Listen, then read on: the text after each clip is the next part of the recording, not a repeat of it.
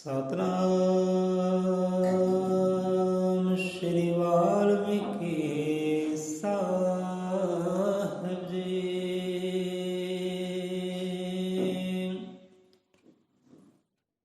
ਸਤਨਾਮ ਸ਼੍ਰੀ ਵਾਲਮੀਕੀ ਸਾਹਿਬ ਜੀ।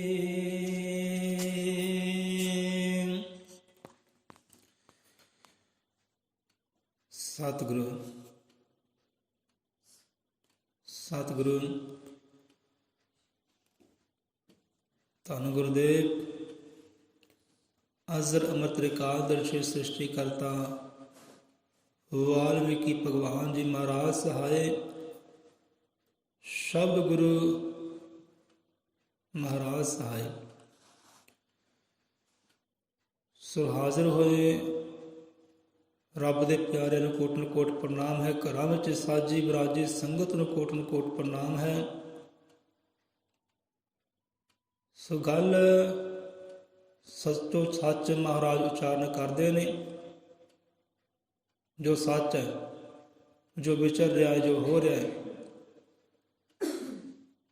ਸੋ ਕੱਲ ਵੀ ਵਿਚਾਰ ਹੋਏ ਸਨ, ਉਹੀ ਵਿਚਾਰ ਅੱਜ ਵੀ ਬਾਣੀ ਵਿੱਚ ਆਏ ਆ। ਗੱਲਾਂ ਬਾਤਾਂ ਉਹੀ ਆਈਆਂ ਨੇ। ਜਿਵੇਂ ਕੱਲ੍ਹ ਆਪਾਂ ਪਸ਼ੂਆਂ ਦਾ ਜ਼ਿਕਰ ਕਰਦੇ ਸੀ, ਜਨੌਰ ਦਾ ਜ਼ਿਕਰ ਕਰਦੇ ਸੀ, ਡੰਗਰਾਂ ਦਾ ਜ਼ਿਕਰ ਕਰਦੇ ਸੀ। ਬਾਣੀ ਪੜ੍ਹਦਿਆਂ ਇੱਥੇ ਵੀ ਤੁਸੀਂ ਆਉਂਦੇ ਆਉਂਦੇ ਸ਼ਾਇਦ ਸਰਵਣ ਕੀਤਾ ਹੋਵੇ। ਤੁਹਾਡੇ ਆਉਂਦੇ ਆਉਂਦੇ ਹੀ ਇਹ ਬਾਣੀ ਚੱਲ ਰਹੀ ਸੀ। ਜਦੋਂ ਤੁਸੀਂ ਐਂਟਰ ਹੋਏ, ਉੱਥੇ ਦੋ ਅੰਗਾਂ 'ਤੇ ਡੰਗਰ ਆਇਆ। ਇੱਕ ਥਾਂ ਤੇ ਡੰਗਰ ਆਇਆ, ਇੱਕ ਥਾਂ ਤੇ ਡੰਗਰਾ ਆਇਆ, ਇੱਕ ਥਾਂ ਤੇ ਪਸ਼ੂਆਂ ਆਇਆ। ਤੇ ਇਸ਼ਾਰੇ ਕਿੱਧਰ ਹੋਏ ਆ? ਉਹ ਕਿਹੜੇ ਸਮਾਜ ਦੇ ਵੱਲ ਇਸ਼ਾਰੇ ਹੋਏ ਆ? ਉਹ ਤੁਸੀਂ ਜਾਣ ਲਓ ਕਿ ਉਹ ਸਮਾਜ ਕਿਹੜਾ ਹੈ। ਉਹ ਸਮਾਜ ਦੇ ਵੱਲ ਇਸ਼ਾਰੇ ਕੀਤੇ ਸਤਿਗੁਰਾਂ ਨੇ। ਤੇ ਕਲਯੁਗ ਦੇ ਅਵਤਾਰੀ ਪੁਰਖ ਸਤਿਗੁਰੂ ਗਿਆਨਨਾਥ ਮਹਾਰਾਜ ਉੱਥੇ ਆਪ ਕਰ ਰਹੇ। ਪੂਰਨਾਥ ਨੂੰ ਕਥਾ ਕਹਾਣੀ ਦੱਸ ਰਹੇ ਆ, ਹਾਲ ਦੱਸ ਰਹੇ ਆਪਣੇ ਸਮਾਜ ਦਾ। ਉੱਥੇ ਹੀ ਗ੍ਰੰਥ ਲਿਖਣ ਦਾ ਕਾਰਜ ਕਰ, ਬਾਣੀ ਲਿਖਣ ਦਾ ਕਾਰਜ ਕਰ, ਇਤਿਹਾਸ ਲਿਖਣ ਦਾ ਕਾਰਜ ਕਰ, ਇਹ ਸਿੱਖਿਆ ਦੇ ਰਹੇ ਨੇ। ਹੁਣ ਗ੍ਰੰਥ ਕੌਮ ਲਈ ਕੀ ਮਹੱਤਵ ਰੱਖਦਾ ਹੈ, ਉਹਦੇ ਬਾਰੇ ਵੀ ਸਿੱਖਿਆ ਦਿੱਤੀ ਹੈ, ਗਿਆਨ ਦਿੱਤਾ ਹੈ ਮਹਾਂਪੁਰਖਾਂ ਨੇ ਇਸੇ ਬਾਣੀ ਅੰਦਰ। ਗ੍ਰੰਥ ਕੀ ਚੀਜ਼ ਹੈ ਕੌਮ ਦੇ ਵਾਸਤੇ। ਕਹਿੰਦੇ ਉਹ ਕੌਮ ਜਿਹੜੀ ਆਪਣੇ ਕੌਮੀ ਗ੍ਰੰਥ ਨਾਲ ਜੁੜ ਜਾਂਦੀ ਹੈ, ਬਹਿ ਜਾਂਦੀ ਹੈ, ਉਹ ਕੌਮ ਦੇ ਅੰਦਰ ਪ੍ਰਕਾਸ਼ ਆਉਂਦਾ ਹੈ, ਗਿਆਨ ਦਾ ਪ੍ਰਕਾਸ਼ ਆਉਂਦਾ ਹੈ। ਬਾਹਰਲੀਆਂ ਗਲੀਆਂ ਭਾਵੇਂ ਜਿੰਨੀਆਂ ਮਰਜ਼ੀ ਲਾਈਟਾਂ ਦੇ ਨਾਲ ਰੌਸ਼ਨ ਕਰ ਲਓ, ਸੂਰਜ ਵੀ ਕਰ ਰਿਹਾ ਰੌਸ਼ਨ, ਤੇ ਜਿਹੜੀ ਗਿਆਨਤਾ ਅਗਿਆਨਤਾ ਸੂਰਜ ਦੂਰ ਨਹੀਂ ਕਰ ਰਿਹਾ, ਇਹ ਬਿਜਲੀ ਦੂਰ ਨਹੀਂ ਕਰ ਰਹੀ। ਉਹ ਗਿਆਨਤਾ ਤੁਹਾਡੇ ਕੌਮੀ ਗ੍ਰੰਥ ਦੀ ਬਾਣੀ ਦੂਰ ਕਰੇਗੀ। ਉਹ ਤੁਹਾਡੇ ਹਿਰਦਿਆਂ ਅੰਦਰ ਪ੍ਰਕਾਸ਼ ਕਰੇਗੀ, ਨਗਰ ਮਹੱਲੇ ਅੰਦਰ ਪ੍ਰਕਾਸ਼ ਕਰੇਗੀ। ਸੋ ਗ੍ਰੰਥ ਦਾ ਮਹੱਤਵ ਦੱਸ ਰਹੇ ਨੇ ਉੱਥੇ ਕਲਯੁਗ ਦੇ ਅਵਤਾਰੀ ਪੁਰਖ ਸਤਿਗੁਰੂ ਗਿਆਨਨਾਥ ਮਹਾਰਾਜ ਜੀ। ਗ੍ਰੰਥ ਜ਼ਰੂਰੀ ਹੈ ਭਾਈ, ਜੁੜੋ ਆਪਣੇ ਕੌਮੀ ਗ੍ਰੰਥ ਦੀ ਬਾਣੀ ਦੇ ਨਾਲ, ਆਪਣੇ ਸੰਤਾਂ ਰਹਿਬਰਾਂ ਦੀ ਕਰਨੀ ਇਤਿਹਾਸ ਦੇ ਨਾਲ ਜੁੜੋ। ਇਤਿਹਾਸ ਦਾ ਵੀ ਉੱਥੇ ਜ਼ਿਕਰ ਆਇਆ ਹੈ। ਸੋ ਦੱਸਦੇ ਕਿ ਕੌਮੀ ਗ੍ਰੰਥ ਦੀ ਬਾਣੀ ਤੁਹਾਡੇ ਅੰਦਰ ਗੈਰਤ ਲੈ ਕੇ ਆਏਗੀ, ਅਣਖ ਲੈ ਕੇ ਆਏਗੀ। ਤੁਸੀਂ ਕਿਸੇ ਦੇ ਮੁਹਤਾਜ ਨਾ ਬਣੋਗੇ, ਗੁਲਾਮ ਨਾ ਬਣੋਗੇ। ਉੱਥੇ ਆਉਂਦਾ ਹੈ। ਪਰ ਕਹਿੰਦੇ ਬਣੇ ਰਹੇ ਪੁੱਲ ਦੂਜਿਆਂ ਦੇ ਲਈ। ਭਾਈ ਹੋਰਨਾਂ ਵਾਸਤੇ ਪੁੱਲ ਬਣ ਕੇ ਬੈਠੇ ਰਹੇ, ਆਪਣੇ ਵਾਸਤੇ ਕੋਈ ਸੜਕ ਵੀ ਨਹੀਂ ਬਣਾਈ। ਹੋਰਨਾਂ ਵਾਸਤੇ ਪੁੱਲ ਬਣ ਗਏ, ਆਪਣੇ ਵਾਸਤੇ ਕੁਛ ਕੀਤਾ। ਮਿਹਨਤ ਕਰਨੀ, ਭੁੱਖਿਆਂ ਸੌਣਾ, ਹਾਂਜੀ ਹਾਂਜੀ ਕਰਦੇ ਰਹਿਣਾ। ਬੜੇ ਪਿਆਰੇ ਬਚਨ ਸੱਟ ਮਾਰਨ ਵਾਲੇ ਆਏ। ਸੱਟ ਮਾਰੀ ਹੈ ਗੁਰਾਂ ਨੇ ਕਿ ਬੰਦਾ ਸੁਧਰੇ। ਸੱਚ ਦੇ ਮਾਰਗ ਵੱਲ ਆਵੇ। ਪਰ ਇੱਥੇ ਇੱਕ ਬੰਦਾ ਜਾਂਦਾ ਹੈ ਝੂਠ ਦੇ ਮਾਰਗ 'ਤੇ, ਗੁਲਾਮੀ ਵਾਲੇ ਮਾਰਗ 'ਤੇ ਜਾਂਦਾ ਹੈ, ਤਾਂ ਉਹਨੂੰ ਖਿੱਚਣ ਵਾਲੇ ਸਮਝਾਉਣ ਵਾਲੇ ਤਾਂ ਘੱਟ ਹੁੰਦੇ ਹੈ ਅਤੇ ਤੋਰਨ ਵਾਲੇ ਜ਼ਿਆਦਾ ਹੁੰਦੇ ਹੈ। ਅਤੇ ਉਹ ਵੀ ਆਪਣੇ ਵਿੱਚ ਹੀ ਹੈ, ਬਾਹਰ ਨਹੀਂ ਹੈ। ਹਲਾਸ਼ੇਰੀ ਦੇਣ ਵਾਲੇ ਵੀ ਜ਼ਿਆਦਾ ਹੁੰਦੇ ਕਿ ਭਾਈ ਸਹੀ ਮਾਰਗ ਹੈ, ਤੂੰ ਚੱਲ, ਮੈਂ ਵੀ ਤੇਰੇ ਪਿੱਛੇ ਆਉਣਾ। ਜਾਂ ਕਈ ਇੱਦਾਂ ਦੇ ਹੁੰਦੇ ਹੈ ਦੂਜੇ ਪਿੱਛੇ ਲੱਗ ਕੇ ਤੁਰ ਪੈਂਦੇ ਹੈ, ਭਾਈ ਉਹ ਤੁਰਿਆ ਜਾਂਦਾ ਹੈ, ਉਹ ਇੱਦਾਂ ਕਰਦਾ ਹੈ, ਮੈਂ ਵੀ ਇੱਦਾਂ ਹੀ ਕਰਾਂ। ਚੁੱਕ 'ਤੇ ਬਹਿ ਕੇ ਆਪਾਂ ਵਿਚਾਰ ਕਰਾਂਗੇ ਗ੍ਰੰਥ ਬਾਰੇ ਕਿ ਗ੍ਰੰਥ ਕੌਮ ਲਈ ਕੀ ਮਹੱਤਵ ਰੱਖਦਾ ਹੈ। ਇੱਕ ਅੰਗ 'ਤੇ ਨਹੀਂ ਆਉਂਦਾ, ਕਈਆਂ ਅੰਗਾਂ 'ਤੇ ਸਤਿਗੁਰੂ ਨੇ ਦੱਸਿਆ ਹੈ ਗ੍ਰੰਥ, ਕੌਮੀ ਗ੍ਰੰਥ ਕੀ ਮਹੱਤਵ ਰੱਖਦਾ ਹੈ ਕੌਮ ਦੇ ਵਾਸਤੇ। ਸਿੱਤੇ ਆਪਾਂ ਆ ਜਾਂਦੇ ਹਾਂ, ਕਾਫੀ ਦਿਨ ਹੋ ਗਏ ਆ, ਨਵੇਂ ਸਾਲ ਦੀ ਬਾਣੀ ਉਚਾਰੀ ਗਈ ਸੀ ਪਰ ਉਹਦੇ ਵਿਚਾਰ ਨਹੀਂ ਹੋਏ, ਸਮਾਂ ਨਹੀਂ ਮਿਲਿਆ ਹੋ ਜਾ ਨਵੇਂ ਸਾਲ ਦੀ ਬਾਣੀ ਦੇ ਵਿਚਾਰ ਸਾਂਝੇ ਕਰ ਸਕੀਏ। ਕਿਉਂਕਿ ਬਾਣੀ ਦੇਖੋ, ਬਾਣੀ ਆਪਾਂ 1 ਘੰਟੇ ਅੰਦਰ ਬੜੀ ਲੰਬੀ ਬਾਣੀ ਪੜ੍ਹੀ ਜਾਂਦੀ ਹੈ, ਬੜੇ ਅੰਗ ਪੱਟੇ ਜਾਂਦੇ ਨੇ 1 ਘੰਟੇ ਦੇ ਅੰਦਰ, ਬਹੁਤ ਲੰਬੀ ਬਾਣੀ ਪੜ੍ਹੀ ਜਾਂਦੀ ਘੰਟੇ ਅੰਦਰ। ਪਰ ਜੇ ਵਿਚਾਰ ਕਰਨਾ ਹੋਵੇ ਤਾਂ ਇੱਕ ਅੰਗ ਹੀ ਇੱਕ ਪੂਰਾ ਦਿਨ ਲੈ ਜਾ ਸਕਦਾ ਹੈ। ਇੱਕ ਅੰਗ ਕੌਮੀ ਗ੍ਰੰਥ ਦਾ ਇੱਕ ਅੰਗ ਨਾ, ਜੇ ਬੰਦਾ ਵਿਚਾਰ ਕਰੇ ਤੇ ਇੱਕ ਅੰਗ ਦਾ ਵਿਚਾਰ ਹੀ ਪੂਰਾ ਦਿਨ ਗੁਜ਼ਾਰ ਸਕਦਾ ਹੈ, ਇੰਨਾ ਲੰਬਾ ਵਿਚਾਰ ਹੈ। ਸੋ ਘੰਟੇ ਬਹਿ ਕੇ ਬਾਣੀ ਪੜ੍ਹ ਲਓ ਤਾਂ ਕਿਸੇ ਕੰਮ ਨਹੀਂ ਆਉਂਦੀ। ਇੱਕ ਪਾਸੇ ਬੰਦਾ ਸੁਣਦਾ, ਦੂਜੇ ਪਾਸੇ ਕੱਢ ਦਿੰਦਾ। ਜਦੋਂ ਹੁੰਦੀ ਹੈ ਵਿਚਾਰ, ਬਹੁਤਾ ਨਹੀਂ ਤਾਂ ਚਾਰ ਅੱਖਰ ਤਾਂ ਵਿਚਾਰ ਕਰਕੇ ਦਿਮਾਗ ਵਿੱਚ ਆਉਣਗੇ ਹੀ ਨਾ। ਵਿਚਾਰ ਕਰਕੇ ਬਾਣੀ ਧਾਰਨ ਹੁੰਦੀ ਹੈ ਅੰਦਰ, ਪੜ੍ਹਨ ਪੜ੍ਹਾਉਣ ਦੇ ਨਾਲ, ਸੁਣਾਉਣ ਦੇ ਨਾਲ ਹੀ, ਵਿਚਾਰ ਦੇ ਨਾਲ। ਸੋ ਇਸ ਗੱਲ ਦਾ ਵਿਚਾਰ ਜ਼ਰੂਰੀ ਹੈ। ਸੂਰਜ ਚੰਨ ਸਿਤਾਰੇ ਦੀਪਕ ਚਾਨਣ ਦਿਨ ਹਜ਼ਾਰ, ਪੂਰਨ ਗੁਰ ਬਿਨ ਹਨੇਰ ਹੈ ਕਹਿ ਗਏ ਕੁਲ ਅਵਤਾਰ। ਇਹ ਨਵੇਂ ਸਾਲ ਦੀ ਬਾਣੀ ਦੀਆਂ ਪਹਿਲੀਆਂ ਪੰਕਤੀਆਂ ਨੇ। ਤੇ ਪਹਿਲਾ ਇੱਥੇ ਜ਼ਿਕਰ ਸਤਿਗੁਰ ਦਾ ਹੋਇਆ ਕਿ ਬੰਦਾ ਜਿਹੜਾ ਨਾ ਨਾਮਧਾਰੀ ਹੋਵੇ, ਸ਼ਬਦਧਾਰੀ ਹੋਵੇ, ਨਾਮ ਦੀ ਕਮਾਈ ਕਰਨ ਵਾਲਾ ਜੀਵ ਹੋਵੇ। ਤੇ ਨਾਮ ਦੀ ਕਮਾਈ ਸਤਿਗੁਰ ਤੋਂ ਬਿਨਾਂ ਨਹੀਂ ਹੁੰਦੀ। ਹੱਕ ਹਲਾਲ ਦੀ ਜਿਹੜੀ ਕਮਾਈ ਹੈ, ਸੱਚ ਦੀ ਕਮਾਈ ਹੈ, ਸੱਚ ਦੇ ਮਾਰਗ 'ਤੇ ਜੇ ਬੰਦਾ ਤੁਰਦਾ ਹੈ ਤਾਂ ਸਤਿਗੁਰੂ ਦੇ ਆਸਰੇ 'ਤੇ ਤੁਰਦਾ ਹੈ, ਉੱਦਾਂ ਨਹੀਂ ਤੁਰਦਾ। ਆਸਰਾ ਉੱਥੇ ਸਤਿਗੁਰੂ ਹੈ, ਓਟ ਉੱਥੇ ਸਤਿਗੁਰੂ ਹੈ। ਸੱਚ ਦੇ ਮਾਰਗ ਦੀ ਕਮਾਈ ਕਰਨੀ ਹੈ ਤਾਂ ਸਤਿਗੁਰੂ ਹੈ। ਸੋ ਇੱਥੇ ਹੀ ਸੂਰਜ ਚੰਨ ਸਿਤਾਰੇ ਦੀਪਕ ਚਾਨਣ ਦਿਨ ਹਜ਼ਾਰ, ਯੁਗਾਂ ਜੁਗਾਂ ਤੋਂ ਪਰਮਾਤਮਾ ਨੇ ਸਾਜੇ ਹੋਏ ਇਹ ਸੂਰਜ ਚੰਨ ਸਿਤਾਰੇ ਸਾਰੇ ਜਹਾਨ ਨੂੰ ਪ੍ਰਕਾਸ਼ ਦੇ ਰਹੇ ਹੈ, ਰੋਸ਼ਨੀ ਦੇ ਰਹੇ ਹੈ, ਰੋਸ਼ਨ ਕਰ ਰਹੇ ਹੈ ਸਾਰੇ ਸੰਸਾਰ ਨੂੰ। ਸੂਰਜ ਵੀ ਆਪਣਾ ਕਰਮ ਕਰਦਾ ਹੈ, ਆਪਣਾ ਧਰਮ ਪਕਾਉਂਦਾ ਹੈ ਜੋ ਬਖਸ਼ਿਆ ਪਰਮਾਤਮਾ ਨੇ। ਚੰਨ ਵੀ ਆਪਣਾ ਕਰਮ ਧਰਮ ਪਕਾਉਂਦਾ ਹੈ। ਇਹ ਤਾਰੇ ਵੀ ਆਪਣਾ ਕਰਮ ਧਰਮ ਪਕਾਉਂਦੇ ਨੇ ਜੋ ਧਰਮ ਪਰਮਾਤਮਾ ਨੇ ਬਖਸ਼ਿਆ ਇਹਨਾਂ ਨੂੰ। ਇਹ ਚਾਨਣ ਕਰਦੇ ਨੇ, ਪ੍ਰਕਾਸ਼ ਕਰਦੇ, ਰੋਸ਼ਨ ਕਰਦੇ ਨੇ ਜਹਾਨ ਨੂੰ। ਅਗਲੀ ਪੰਕਤੀ ਵਿੱਚ ਸਤਿਗੁਰੂ ਮਹਾਰਾਜ ਆਪ ਦੱਸਦੇ ਨੇ ਕਿ ਪੂਰਨ ਗੁਰ ਵੇ ਹਨੇਰੇ ਕਹਿ ਗਏ ਕੁਲ ਅਵਤਾਰ। ਪੂਰਨ ਗੁਰ, ਸਤਿਗੁਰੂ, ਪੂਰਾ ਗੁਰੂ ਜਿਹਨੂੰ ਆਪਾਂ ਕਹਿ ਦਈਏ ਕਿ ਜਿੰਨਾ ਚਿਰ ਜੀਵਨ ਅੰਦਰ ਪੂਰਨ ਗੁਰੂ ਨਹੀਂ ਆਉਂਦਾ, ਪੂਰਨ ਪਾਤਸ਼ਾਹ ਨਹੀਂ ਆਉਂਦਾ, ਉਹ ਪਾਰ ਬ੍ਰਹਮ ਦੀ ਜੋਤ ਇਹ ਜੀਵਨ ਅੰਦਰ ਨਹੀਂ ਆਉਂਦੀ। ਪੂਰਨ ਗੁਰੂ ਜਿਸ ਵਿੱਚ ਪਰਮਾਤਮਾ ਤੇ ਸਤਿਗੁਰੂ 'ਚ ਕੋਈ ਫਰਕ ਨਹੀਂ ਹੈ। ਸੰਪੂਰਨ ਗੁਰੂ ਕੋਈ ਵਿਰਲੇ ਹੁੰਦੇ ਆ, ਅਧੂਰੇ ਬਹੁਤ ਮਿਲ ਜਾਂਦੇ ਆ, ਜੋ ਆਪ ਵੀ ਭਟਕਦੇ ਨੇ, ਦੂਜੇ ਨੂੰ ਵੀ ਭਟਕਾਉਂਦੇ ਨੇ। ਆਪ ਵੀ ਕਰਮ ਕਾਂਡਾਂ 'ਚ ਪੈਂਦੇ ਨੇ, ਦੂਜੇ ਨੂੰ ਕਰਮ ਕਾਂਡਾਂ 'ਚ ਪਾਉਂਦੇ ਨੇ। ਕਰਮ ਕਾਂਡਾਂ 'ਚ ਪਾਉਣ ਵਾਲੇ ਅਧੂਰੇ ਹੁੰਦੇ ਆ ਸੱਚ ਦੀ ਕਮਾਈ ਵਾਸਤੇ ਤੋਰਨ ਵਾਲੇ, ਕਰਮਕਾਂਡਾਂ ਤੋਂ ਮੁਕਤ ਕਰ ਦੇਣ ਵਾਲੇ, ਵਹਿਮਾਂ ਭਰਮਾਂ ਤੋਂ ਦੂਰ ਕਰ ਦੇਣ ਵਾਲੇ, ਉਹ ਹੁੰਦੇ ਆ ਪੂਰਨ ਗੁਰੂ। ਜਿਹੜੇ ਗੱਲ ਕਰਦੇ ਪਰਮਾਤਮਾ ਦੀ ਇੱਕ ਦੀ ਬਸ, ਉਹ ਹੁੰਦੇ ਆ ਪੂਰਨ ਗੁਰੂ। ਤੇ ਪੂਰਨ ਗੁਰਮਿ ਹਨੇਰ ਹੈ ਕਹਿ ਗਏ ਕੁਲ ਅਵਤਾਰ। ਅਵਤਾਰ ਬਹੁਤ ਹੋਏ ਆ, ਇੱਕ ਨਹੀਂ ਹੋਇਆ। ਜੇ ਵਿਸ਼ਨੂੰ ਦੇ ਕਹਿੰਦੇ 24 ਅਵਤਾਰ ਹੋਏ ਆ, ਸ਼ਿਵ ਜੀ ਦੇ ਵੀ ਅਵਤਾਰ ਹੋਏ ਆ, ਅਵਤਾਰ ਬਹੁਤ ਹੋਏ ਆ। ਪਰ ਸਾਰਿਆਂ ਅਵਤਾਰਾਂ ਦਾ ਇੱਕੋ ਹੀ ਕਹਿਣਾ ਹੈ ਕਿ ਪਿਆਰਿਆ, ਗੁਰੂ ਤੋਂ ਬਿਨਾਂ ਜੀਵਨ ਅੰਦਰ ਹਨੇਰ ਹੈ। ਜੇ ਚਾਨਣ ਚਾਹੁੰਦਾ ਹੈ ਤਾਂ ਸਤਿਗੁਰੂ ਨੂੰ ਲੈ ਕੇ ਆ ਜੀਵਨ ਅੰਦਰ, ਉਹੀ ਪੂਰਨ ਸਤਿਗੁਰੂ ਨੂੰ। ਪੂਰਨ ਗੁਰੂ ਬਿਨ ਹਨੇਰ ਹੈ ਕਹਿ ਗਏ ਕੁਲ ਅਵਤਾਰ। ਹੁਣ ਦੇਖੋ ਰਾਮਚੰਦਰ ਵੀ ਅਵਤਾਰ ਸੀ ਵਿਸ਼ਨੂੰ ਦੇ, ਕ੍ਰਿਸ਼ਨ ਵੀ ਅਵਤਾਰ ਸੀ ਵਿਸ਼ਨੂੰ ਦੇ, ਪਰ ਉਹ ਵੀ ਇਸ ਮਾਤਲੋ ਦੀ ਧਰਤੀ ਤੇ ਆਏ ਨੇ, ਤੇ ਉਹਨਾਂ ਨੂੰ ਵੀ ਗੁਰੂ ਧਾਰਨ ਕਰਨਾ ਪਿਆ ਹੈ। ਉਹ ਵੀ ਨਾਮਧਾਰੀ ਹੋਏ ਹੈ।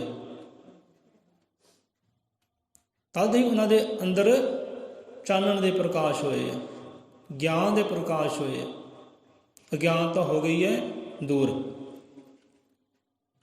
ਜੋ ਅੰਦਰਲੀ ਅਗਿਆਨਤਾ ਹੈ ਉਹਨੂੰ ਸੂਰਜ ਚੰਦ ਸਿਤਾਰੇ ਦੂਰ ਨਹੀਂ ਕਰ ਸਕਦੇ, ਕਦੇ ਨਹੀਂ ਕਰ ਸਕਦੇ। ਕਿਸੇ ਦੀ ਭਟਕਣਾ ਸੂਰਜ ਚੰਦ ਸਿਤਾਰੇ ਦੂਰ ਨਹੀਂ ਕਰ ਸਕਦੇ। ਭਟਕਣਾ ਦੂਰ ਕਰੇਗਾ, ਅੰਦਰ ਦੀ ਅਗਿਆਨਤਾ ਜੋ ਹਨੇਰਾ ਹੈ ਉਹਨੂੰ ਦੂਰ ਕਰੇਗਾ ਸਤਿਗੁਰ ਦਾ ਸ਼ਬਦ, ਸ਼ਬਦ ਰੂਪੀ ਜੋਤ। ਇਹ ਕੁੱਲ ਅਵਤਾਰਾਂ ਦਾ ਕਹਿਣਾ ਹੈ। ਗੁਰੂ ਪੀਰ ਅਵਤਾਰ ਪੈਗੰਬਰ ਸ਼ਬਦ ਗੁਰੂ ਦੀ ਹਾਮੀ ਭਰਦੇ, ਉਹ ਹਾਮੀ ਭਰਦੇ ਨੇ ਇਸ ਗੱਲ ਦੀ ਕਿ ਹਾਂ ਬਈ ਇਹ ਗੱਲ ਸੱਚ ਹੈ, ਇਹ ਗੱਲ ਸੱਚ ਹੈ। ਗੁਰੂ ਤੋਂ ਬਿਨਾਂ ਅਗਿਆਨਤਾ ਦਾ ਹਨੇਰਾ ਹੈ। ਤੇ ਅਗਿਆਨਤਾ ਦੇ ਹਨੇਰੇ ਨੂੰ ਬਾਹਰਲੀਆਂ ਲਾਈਟਾਂ, ਬਾਹਰਲੇ ਸੂਰਜ ਚੰਦ ਸਿਤਾਰੇ ਵੀ ਦੂਰ ਨਹੀਂ ਕਰ ਸਕਦੇ। ਅਗਿਆਨਤਾ ਹਨੇਰਾ ਕਿੱਦਾਂ ਦਾ ਹੈ? ਜਿਵੇਂ ਗਹਿਰੀ ਧੁੰਦ ਛਾਈ ਹੋਵੇ, ਬਹੁਤ ਗਹਿਰੀ ਧੁੰਦ ਛਾਈ ਹੋਵੇ, ਉੱਦਾਂ ਦਾ ਹਨੇਰਾ ਹੈ ਅਗਿਆਨਤਾ ਦਾ। ਜਿਹੜੇ ਡਰਾਈਵਰ ਲੋਕ ਨੇ ਉਹਨਾਂ ਨੂੰ ਪਤਾ ਹੈ ਕਿ ਭਾਈ ਧੁੰਦ ਦਾ, ਜੇ ਧੁੰਦ ਹੁੰਦੀ ਹੈ ਕੀ ਹਾਲ ਹੁੰਦਾ ਹੈ। ਐਡੀਆਂ ਪਾਵਰਫੁੱਲ ਗੱਡੀਆਂ ਦੇ ਲਾਈਟਾਂ ਨੇ, ਉਹਨਾਂ ਦਾ ਬੱਸ ਵੀ ਨਹੀਂ ਚੱਲਦਾ। ਉਹ ਵੀ ਉਹ ਧੁੰਦ ਨੂੰ ਦੂਰ ਨਹੀਂ ਕਰ ਸਕਦੀਆਂ, ਕਿਉਂਕਿ ਧੁੰਦ ਦਾ ਹਨੇਰਾ ਹੀ ਇੰਨਾ ਗਹਿਰਾ ਹੈ। ਬਸ ਉਸੇ ਤਰੀਕੇ ਦੇ ਨਾਲ ਅਗਿਆਨਤਾ ਦਾ ਹਨੇਰਾ ਹੈ। ਜਿਵੇਂ ਗਹਿਰੀ ਧੁੰਦ ਛਾਈ ਹੋਵੇ, ਇੱਦਾਂ ਹੀ ਅਗਿਆਨਤਾ ਦਾ ਹਨੇਰਾ ਹੈ। ਤੇ ਧੁੰਦ ਨੂੰ ਸੱਜ ਲਾਈਟਾਂ, ਪਾਵਰਫੁੱਲ ਲਾਈਟਾਂ ਵੀ ਦੂਰ ਨਹੀਂ ਕਰ ਸਕਦੀਆਂ। ਦੂਰ ਕਰੇਗਾ ਤਾਂ ਸੂਰਜ ਹੀ ਕਰੇਗਾ। ਸੂਰਜ ਨਿਕਲੇਗਾ, ਆਪਣਾ ਤਾਪ ਛੱਡੇਗਾ, ਤਾਂ ਹੀ ਧੁੰਦ ਦੂਰ ਹੋ ਸਕਦੀ ਹੈ। ਤੇ ਇੱਥੇ ਸਤਿਗੁਰੂ ਸੂਰਜ ਹੈ। ਉਹ ਤਾਂ ਬਾਹਰਲੀ ਧੁੰਦ ਦੀ ਗੱਲ ਹੈ, ਇੱਥੇ ਅੰਦਰਲੀ ਧੁੰਦ ਦੀ ਗੱਲ ਹੈ, ਅੰਦਰਲੇ ਅਗਿਆਨਤਾ ਦੇ ਹਨੇਰੇ ਦੀ ਗੱਲ ਹੈ। ਤੇ ਅਗਿਆਨਤਾ ਦਾ ਹਨੇਰਾ ਬਾਹਰਲੀ ਲਾਈਟਾਂ ਦੂਰ ਨਹੀਂ ਕਰ ਸਕਦੀਆਂ, ਸੂਰਜ ਚੰਦ ਸਿਤਾਰੇ ਦੂਰ ਨਹੀਂ ਕਰ ਸਕਦੇ। ਉੱਥੇ ਸ਼ਬਦ ਰੂਪੀ ਜਿਹੜੀ ਜੋਤ ਹੈ ਸਤਿਗੁਰੂ ਪਾਸੋਂ ਮਿਲਦੀ ਹੈ, ਉਹ ਸ਼ਬਦ ਰੂਪੀ ਜੋਤ ਹੀ ਅਗਿਆਨਤਾ ਦਾ ਹਨੇਰੇ ਦੂਰ ਕਰ ਸਕਦੀ ਹੈ। ਇਸ ਕਰਕੇ ਸਤਿਗੁਰੂ ਜੀਵਨ ਅੰਦਰ ਜ਼ਰੂਰੀ ਹੈ। ਸੂਰਜ ਚੰਦ ਸਿਤਾਰੇ ਦੀਪਕ ਚਾਨਣ ਦੇਣ ਹਜ਼ਾਰ, ਪੂਰਨ ਗੁਰ ਬਿਨ ਹਨੇਰ ਹੈ ਕਹਿ ਗਏ ਕੁਲ ਅਵਤਾਰ। ਇਹ ਪਹਿਲੀ ਪੰਕਤੀ 'ਚ ਸਤਿਗੁਰੂ ਵੱਲ ਇਸ਼ਾਰਾ ਹੈ ਕਿ ਬੰਦਾ ਸਤਿਗੁਰੂ ਵਾਲਾ ਹੋਵੇ, ਨਾਮਧਾਰੀ ਹੋਵੇ, ਨਾਮ ਦੀ ਕਮਾਈ ਕਰਨ ਵਾਲਾ ਹੋਵੇ, ਅੰਦਰ ਦੀ ਅਗਿਆਨਤਾ ਹਨੇਰੇ ਨੂੰ ਦੂਰ ਕਰੇ, ਹੋਰਨਾਂ ਨੂੰ ਵੀ ਸੱਚ ਧਰਮ ਦਾ ਮਾਰਗ ਦਿਖਾਵੇ, ਹੋਰਨਾਂ ਨੂੰ ਪ੍ਰਕਾਸ਼ ਦੇਵੇ। ਕਿਉਂਕਿ ਜਿਹੜਾ ਦੀਪਕ ਜਲਦਾ ਹੈ ਨਾ, ਉਹੀ ਕਿਸੇ ਨੂੰ ਰਾਹ ਦਿਖਲਾ ਸਕਦਾ ਹੈ। ਬੁਝੇ ਹੋਏ ਦੀਵੇ ਕਿਸੇ ਨੂੰ ਰਾਹ ਨਹੀਂ ਦਿਖਲਾ ਸਕਦੇ। ਜੋਤ ਜਗਦੀ ਹੈ, ਪ੍ਰਕਾਸ਼ ਹੁੰਦੀ ਹੈ ਤਾਂ ਕਮਰਾ ਰੋਸ਼ਨ ਹੁੰਦਾ ਹੈ। ਜੇ ਜੋਤ ਹੀ ਬੁਝੀ ਹੋਵੇ, ਦੀਵਾ ਹੀ ਬੁਝਿਆ ਹੋਵੇ, ਤਾਂ ਕਮਰੇ ਅੰਦਰ ਹਨੇਰਾ ਛਾਇਆ ਰਹਿੰਦਾ ਹੈ। ਤੇ ਸਾਡਾ ਸਰੀਰ ਬਸ ਬੰਦ ਕਮਰੇ ਦੀ ਤਰ੍ਹਾਂ ਹੀ ਹੈ। ਹੁਣ ਬੰਦ ਕਮਰਾ ਹੈ, ਘੋਰ ਹਨੇਰਾ ਅੰਦਰ ਹੈ, ਪਦਾਰਥ ਕੋਈ ਲੱਭਣਾ ਹੋਵੇ ਤਾਂ ਨਹੀਂ ਲੱਭਦਾ, ਠੋਕਰਾਂ ਪੈਣਗੀਆਂ, ਠੋਕਰਾਂ ਲੱਗਣਗੀਆਂ, ਪਰ ਪਦਾਰਥ ਦੀ ਭਾਲ ਨਹੀਂ ਹੋਵੇਗੀ। ਇੱਦਾਂ ਹੀ ਸਾਡੀ ਦੇਹੀ ਹੈ। ਹੁਣ ਸਾਡੀ ਦੇਹੀ ਵੀ ਇੱਕ ਕਮਰੇ ਦੇ ਬਰਾਬਰ ਹੈ, ਅੰਦਰ ਹਨੇਰਾ ਹੈ, ਤਾਂ ਰੱਬ ਦੀ ਕਰਦੇ ਆ ਭਾਲ, ਤੇ ਹਨੇਰੇ ਵਿੱਚ ਪ੍ਰਮਾਤਮਾ ਕਿੱਦਾਂ ਲੱਭ ਜਾਓ? ਠੋਕਰਾਂ ਪੈਣਗੀਆਂ। ਜਦੋਂ ਕਮਰੇ ਅੰਦਰ ਜਗਦਾ ਹੈ ਦੀਪਕ, ਹੁੰਦਾ ਹੈ ਪ੍ਰਕਾਸ਼, ਤੇ ਸਾਰੇ ਪਦਾਰਥ ਜਿਹੜੇ ਹੁੰਦੇ ਆ ਆਪਣੀ ਆਪਣੇ ਥਾਂ ਤੇ ਟਿਕੇ ਹੁੰਦੇ ਆ, ਲੱਭ ਜਾਂਦੇ ਆ। ਚੱਕ ਲਓ ਜਿਹੜਾ ਚੱਕਣਾ ਹੈ, ਕਿਉਂਕਿ ਹੁਣ ਹੋ ਗਿਆ ਪ੍ਰਕਾਸ਼। ਇੱਦਾਂ ਹੀ ਸਾਡਾ ਕਮਰਾ ਹੈ, ਹਨੇਰਾ ਹੈ ਅਗਿਆਨਤਾ ਦਾ। ਜਦੋਂ ਜੋਤ ਜਗੀ ਸ਼ਬਦ ਦੀ, ਤਾਂ ਆਪੇ ਹੀ ਉਹ ਦਿਸ ਪੈਣਾ ਜਾਂ ਪਦਾਰਥ, ਜਿਹੜਾ ਪਦਾਰਥ ਅਸੀਂ ਬਾਹਰ ਲੱਭਦੇ ਹਾਂ ਉਹ ਅੰਦਰੋਂ ਹੀ ਲੱਭ ਜਾਣਾ। ਫਿਰ ਇਸ ਕਰਕੇ ਹਨੇਰੇ ਨੂੰ ਦੂਰ ਕਰਨਾ ਪਹਿਲਾਂ ਜ਼ਰੂਰੀ ਹੈ, ਅਗਿਆਨਤਾ ਦੇ ਹਨੇਰੇ ਨੂੰ। ਸੋ ਕਿਣਕੇ ਕਿਣਕੇ ਰੂਹ ਈਸ਼ਵਰ ਦੀ ਭੋਗ ਰਹੀ, ਕਰਮਾਂ ਦਾ ਫਲ। ਹੁਣ ਇਹ ਪੰਗਤੀ ਦੇਖੋ ਕਿੰਨੇ ਵਿਚਾਰ ਕਰਨ ਵਾਲੀ ਹੈ। ਪੜ੍ਹੀ ਜਾਂਦੇ, ਗਾਈ ਜਾਂਦੇ, ਸਮਝ ਕਿਸੇ ਨੂੰ ਵੀ ਨਹੀਂ ਆਉਂਦੀ। ਹੁਣ ਜੇ ਘਰਾਂ 'ਚ ਬੈਠੇ ਆ, ਉਹਨਾਂ ਨੂੰ ਕਿੰਨੀ ਕੁ ਸਮਝ ਆਉਂਦੀ ਹੋਊਗੀ? ਕਿਸੇ ਨੂੰ ਨਹੀਂ ਆਉਂਦੀ। ਸਮਝ ਆਉਂਦੀ ਹੋਵੇ ਬੰਦਾ ਇੱਥੇ ਪਹੁੰਚਦਾ ਹੈ। ਕਹਿੰਦੇ ਕਿਣਕੇ ਕਿਣਕੇ ਰੂਹ ਈਸ਼ਵਰ ਦੀ ਭੋਗ ਰਹੀ, ਕਰਮਾਂ ਦਾ ਫਲ। ਹੁਣ ਬੰਦਾ ਕਹਿੰਦਾ ਯਾਰ ਇਹ ਹੁਣ ਪਰਮਾਤਮਾ ਦੀ ਵੀ ਰੂਹ ਹੈ, ਪਰਮਾਤਮਾ ਦੀ ਕੋਈ ਆਪਣੀ ਆਤਮਾ ਹੈ, ਕਿ ਉਹਨੂੰ ਵੀ ਕਰਮਾਂ ਦਾ ਫਲ ਭੁਗਤਣਾ ਪੈਂਦਾ ਹੈ। ਵਿਚਾਰ ਤਾਂ ਇਹੀ ਆਉਂਦੀ ਹੈ ਕਿ ਕਿਣਕੇ ਕਿਣਕੇ ਰੂਹ ਈਸ਼ਵਰ ਦੀ ਭੋਗ ਰਹੀ, ਕਰਮਾਂ ਦਾ ਫਲ। ਹੁਣ ਬੰਦਾ ਇਹੀ ਕਹੇਗਾ ਕਿ ਰੱਬ ਦੀ ਰੂਹ ਜਿਹੜੀ ਹੈ ਉਹ ਵੀ ਕਰਮਾਂ ਦਾ ਫਲ ਭੁਗਤਦੀ ਹੈ, ਕਿ ਰੱਬ ਦੀ ਵੀ ਕੋਈ ਆਪਣੀ ਆਤਮਾ ਹੈ। ਤਾਂ ਨਹੀਂ, ਇਹ ਵਿਚਾਰ ਇੱਧਰ ਨਹੀਂ ਹੈ, ਇਹ ਇਸ਼ਾਰਾ ਕਿੱਧਰ ਹੈ? ਕਿਣਕੇ ਕਿਣਕੇ ਰੂਹ ਈਸ਼ਵਰ ਦੀ ਭੋਗ ਰਹੀ, ਕਰਮਾਂ ਦਾ ਫਲ। ਹੁਣ ਪਰਮਾਤਮਾ ਦੀ ਰੂਹ ਆਤਮਾ ਕਿਹੜੀ ਹੈ? ਤੁਸੀਂ ਬੈਠੇ ਹੋ, ਤੁਹਾਡੇ ਅੰਦਰ ਜੋ ਆਤਮਾ ਹੈ ਇਹ ਕਿਹਦੀ ਹੈ? ਜਵਾਬ ਦਿਓ ਸਾਨੂੰ। ਤੁਹਾਡੇ ਅੰਦਰ ਰੂਹ ਹੈ, ਆਤਮਾ ਹੈ, ਜੋਤ ਜਗ ਰਹੀ ਹੈ, ਬੈਠੇ ਹੋ, ਇੱਥੋਂ ਉੱਠ ਕੇ ਵੀ ਜਾਣਾ ਹੈ, ਕਿਹਦੇ ਕਰਕੇ ਹੋ ਰਿਹਾ? ਇਹ ਅੰਦਰਲੀ ਜੋਤ ਕਰਕੇ ਹੋ ਰਿਹਾ, ਅੰਦਰਲੀ ਆਤਮਾ ਕਰਕੇ ਹੋ ਰਿਹਾ। ਤਾਂ ਉਹ ਆਤਮਾ ਕਿਹਦੀ ਹੈ? ਉਹ ਪਰਮਾਤਮਾ ਦੀ ਹੈ। ਉਹ ਆਤਮਾ ਪਰਮਾਤਮਾ ਦੀ ਹੈ। ਤੇ ਬਸ ਉਹੀ ਪਰਮਾਤਮਾ ਦੀ ਆਤਮਾ ਹੈ, ਉਹੀ ਪਰਮਾਤਮਾ ਦੀ ਰੂਹ ਹੈ ਜੋ ਤੁਹਾਡੇ ਅੰਦਰ ਹੈ, ਤੇ ਆਪਣੇ ਕਰਮਾਂ ਦਾ ਫਲ ਭੁਗਤ ਰਹੀ ਹੈ। ਤੁਸੀਂ ਇੱਥੇ ਆਏ ਹੋ, ਕਰਮਾਂ ਕਰਕੇ ਆਏ ਹੋ, ਉੱਦਾਂ ਨਹੀਂ ਆਏ। ਕੀਤੇ ਹੋਣਗੇ ਕੋਈ ਨੇਕ ਕਰਮ, ਕੀਤੇ ਹੋਣਗੇ ਚੰਗੇ ਕਰਮ, ਤਾਂ ਹੀ ਤੁਸੀਂ ਬਰਾਜੇ ਹੋ ਇੱਥੇ। ਕਿ ਚੰਗੇ ਕਰਮ ਨਾ ਕਰਦੇ ਹੁੰਦੇ ਤੁਸੀਂ ਇੱਥੇ ਨਹੀਂ ਸੀ ਹੋਣਾ, ਘਰਾਂ ਵਿੱਚ ਬੈਠੇ ਹੋਣਾ ਸੀ, ਰਜਾਈਆਂ ਵਿੱਚ। ਕਿਉਂਕਿ ਉਹ ਵਡਭਾਗੇ ਹੁੰਦੇ ਨੇ, ਕਰਮਾਂ ਵਾਲੇ ਹੁੰਦੇ ਨੇ, ਚੰਗੇ ਹੁੰਦੇ ਨੇ, ਜਿਨ੍ਹਾਂ ਨੂੰ ਬਾਣੀ ਮਿਲਦੀ ਹੈ, ਸਤ ਸੰਗ ਮਿਲਦਾ ਹੈ। ਕਿਉਂਕਿ ਇਹ ਤਾਂ ਹਰੇਕ ਸੰਤ ਮਹਾਂਪੁਰਖ ਗੁਰੂ ਪੀਰ ਅਵਤਾਰ ਨੇ ਕਹਿਣਾ ਕੀਤਾ ਹੈ, ਵਡਭਾਗੀ ਹਰ ਸੰਗਤ ਪਾਏ। ਉਹ ਵਡਭਾਗਾ ਹੈ ਕਰਮਾਂ ਵਾਲਾ ਜਿਹਨੂੰ ਹਰੀ ਦੀ ਸੰਗਤ ਮਿਲਦੀ ਹੈ, ਹਰੀ ਦੀ ਬਾਣੀ ਮਿਲਦੀ ਹੈ, ਗਿਆਨ ਮਿਲਦਾ ਹੈ। ਇਹ ਕਰਮਾਂ ਕਰਕੇ ਹੈ। ਜਿੱਦਾਂ ਜਿੱਦਾਂ ਕਿਸੇ ਦੇ ਆਪਣੇ ਕਰਮ ਹੈ, ਉਹ ਕਰਮਾਂ ਵਾਲਿਆਂ ਨੂੰ ਸਤ ਸੰਗਤ ਨਸੀਬ ਹੁੰਦੀ ਹੈ, ਨਹੀਂ ਤਾਂ ਹਰ ਇੱਕ ਨੂੰ ਸੰਗਤ ਵੀ ਨਸੀਬ ਨਹੀਂ ਹੁੰਦੀ। ਸੋ ਕਰਮਾਂ ਕਰਕੇ ਹੈ। ਤੇ ਕਿਣਕੇ ਕਿਣਕੇ ਹੈ, ਕਿਣਕੇ ਕਿਣਕੇ ਦੁਨੀਆ ਦੇ ਕੋਨੇ ਕੋਨੇ ਵਿੱਚ ਹੈ ਪਰਮਾਤਮਾ ਦੀ ਆਤਮਾ। ਉਹ ਆਤਮਾ ਪੰਛੀ ਵਿੱਚ ਵੀ ਹੈ, ਉਹ ਆਤਮਾ ਜਾਨਵਰ ਵਿੱਚ ਵੀ ਹੈ, ਉਹ ਆਤਮਾ ਰੁੱਖਾਂ ਵੇਲਾਂ ਬੂਟਿਆਂ ਵਿੱਚ ਵੀ ਉਹੀ ਹੈ, ਤੇ ਇਨਸਾਨ ਨਰ ਨਾਰੀ ਵਿੱਚ ਵੀ ਆਤਮਾ ਉਹਦੀ ਹੈ। ਹਰ ਥਾਂ ਉਹ ਸਰਵ ਵਿਆਪਕ ਹੈ, ਇਸੇ ਕਰਕੇ ਤੁਹਾਨੂੰ ਸਰਵ ਵਿਆਪਕ ਕਿਹਾ ਜਾਂਦਾ ਹੈ। ਆਤਮਾ ਉਹ ਪਰਮਾਤਮਾ ਦੀ ਹੈ, ਤੇ ਉਹਦੀ ਆਤਮਾ ਹਰ ਕੋਨੇ ਦੇ ਵਿੱਚ ਹਾਜ਼ਰ ਨਾਜ਼ਰ ਵਿਰਾਜਮਾਨ ਹੈ, ਸਰਵ ਵਿਆਪਕ ਹੈ। ਉਹ ਹੈ ਇੱਕੋ ਹੀ ਹੈ। ਹੁਣ ਦੇਖੋ ਕਿੱਦਾਂ ਸਾਰੇ ਪਾਸੇ ਬਿਖਰਿਆ ਹੋਇਆ ਹੈ ਇੱਕੋ ਹੀ ਹੈ। ਸੋ ਪਰਮਾਤਮਾ ਦੀ ਜੋ ਆਤਮਾ ਹੈ ਉਹ ਆਪਣੇ ਆਪਣੇ ਕਰਮਾਂ ਦਾ ਫਲ ਭੁਗਤ ਰਹੀ ਹੈ। ਜਿੱਦਾਂ ਜਿੱਦਾਂ ਕਿਸੇ ਕਰਮ ਕੀਤੇ ਹੈ ਉਹ ਆਤਮਾ ਨੂੰ ਭੁਗਣੇ ਪੈ ਰਹੇ ਹੈ, ਕਿਉਂਕਿ ਆਤਮਾ ਕਦੇ ਨਹੀਂ ਮਰਦੀ, ਤੁਰੀ ਰਹਿੰਦੀ ਹੈ, ਤੁਰੀ ਰਹਿੰਦੀ ਹੈ ਕਰਮਾਂ ਅਨੁਸਾਰ। ਜਿੱਦਾਂ ਜਿੱਦਾਂ ਦੇ ਕਰਮ ਹੈ ਉਹ ਤੁਰੀ ਰਹਿੰਦੀ ਹੈ, ਤੁਰੀ ਰਹਿੰਦੀ ਹੈ। ਸੋ ਕਿਣਕੇ ਕਿਣਕੇ ਰੂਹ ਈਸ਼ਵਰ ਦੀ ਭੋਗ ਰਹੀ, ਕਰਮਾਂ ਦਾ ਫਲ।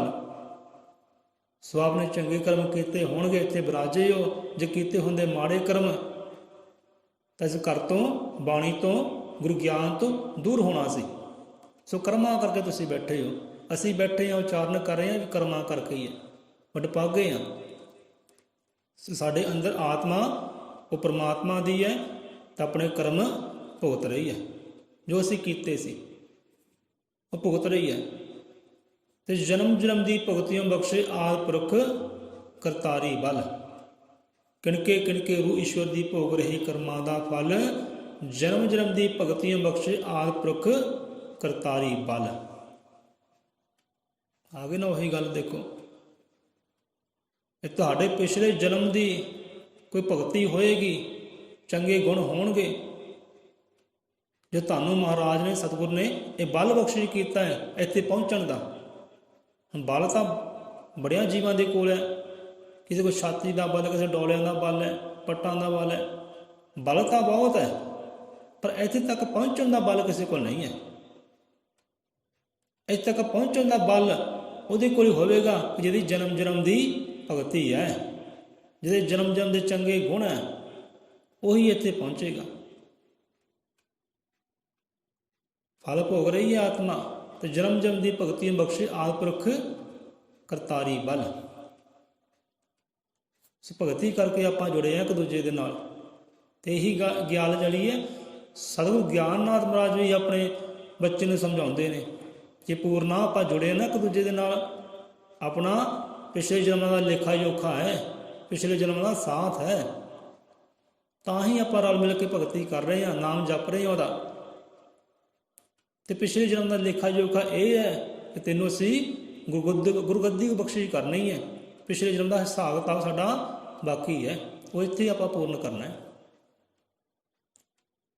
ਉਹ ਇੱਥੇ ਵੀ ਉਹੀ ਗੱਲ ਹੈ, ਜੇ ਆਤਮਾ ਫਲ ਭੁਗਤਦੀ ਹੈ ਤਾਂ ਜਨਮ ਜਨਮ ਦੀ ਭਗਤੀ ਕਰਕੇ, ਜੇ ਕੋਈ ਇੱਥੇ ਚੱਲ ਕੇ ਆਉਂਦਾ ਹੈ ਤਾਂ ਜਨਮ ਜਨਮ ਦੀ ਭਗਤੀ ਕਰਕੇ, ਚੰਗੇ ਗੁਣਾਂ ਕਰਕੇ।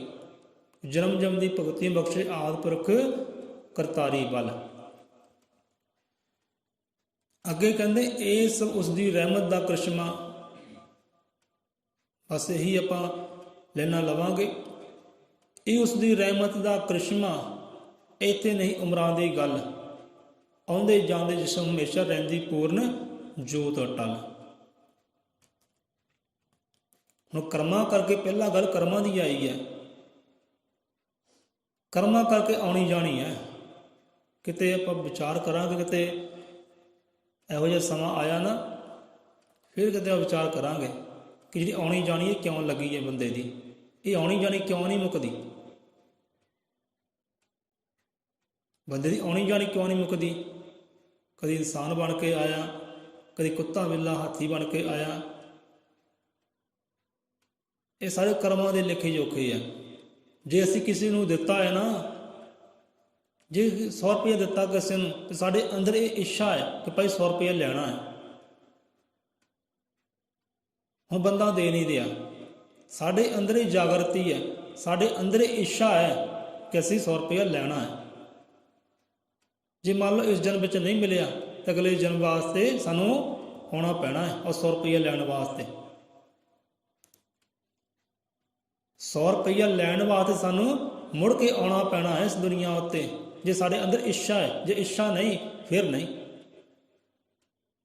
ਹੁਣ ਕਿਸੇ ਕੋਲ ਰੁਪਈਆ ਵੀ ਲੈਣਾ ਹੋਵੇ, ਬੰਦਾ ਕਹਿੰਦਾ ਯਾਰ ਮੈਂ ਰੁਪਈਆ ਲੈਣਾ ਹੈ ਇਹਦੇ ਕੋਲ, 10 ਰੁਪਏ ਲੈਣੇ ਆ ਇਹਦੇ ਕੋਲ, 10 ਰੁਪਏ ਨਹੀਂ ਛੱਡਦਾ।